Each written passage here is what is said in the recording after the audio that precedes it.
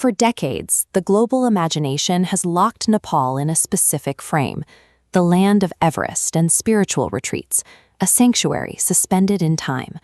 But that geography obscures a harsh economic reality. While millions arrive to scale these peaks, tourism revenue alone does not sustain a population of 30 million people. Faced with a stagnant domestic economy, citizens are leaving in staggering numbers. Every year, hundreds of thousands of working-age Nepalis seek wage labor in the Gulf, Malaysia, and beyond. This continuous outward flow of human capital is the defining characteristic of the modern state. This flight is driven by persistent political gridlock and a severe lack of domestic industrial growth, leaving the working class with few options for upward mobility. A young person in a terraced farming community quickly hits an economic ceiling. The land can feed a family, but it cannot generate the surplus capital required to build a modern life. As entire generations of workers migrate overseas, the villages they leave behind hollow out. The schools empty, local markets contract, and agricultural yields drop. The result is an economic paradox. A nation sitting on untapped natural resources lacks the human labor required to extract them, because the hands needed for that work are building cities in foreign lands. Yet, the trajectory is shifting. Economic projections indicate that by 2026, domestic infrastructural momentum will begin to outpace the rate of outward migration.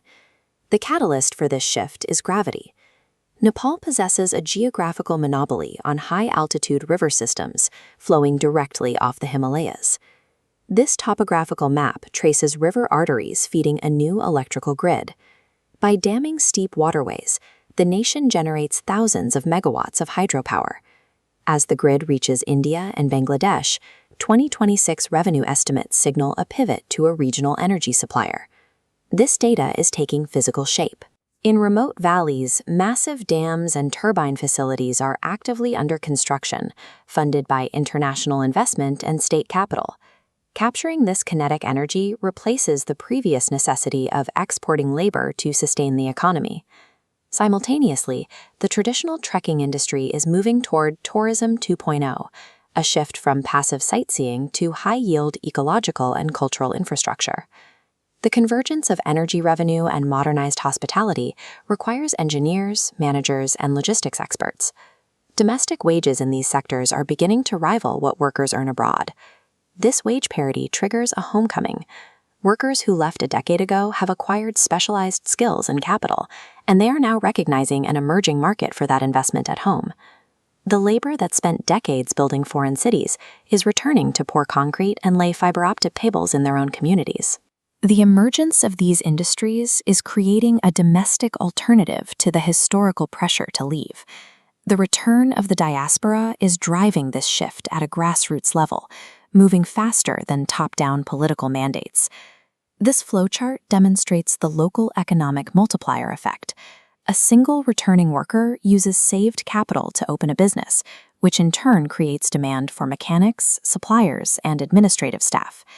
This creates a web of worker-led commerce that bypasses the traditional, often stagnant channels of state aid.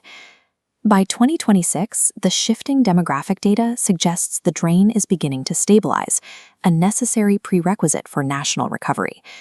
You can see this new reality in major hubs. The streets of Kathmandu are increasingly defined by new enterprises, digital infrastructure, and a growing middle class. It is time to move past the lens of a static mountain kingdom. The infrastructure tells the story of a nation engineering its own ascent. The long-term success of this blueprint rests on the collective effort of this new generation, their willingness to invest their talent back into their own soil.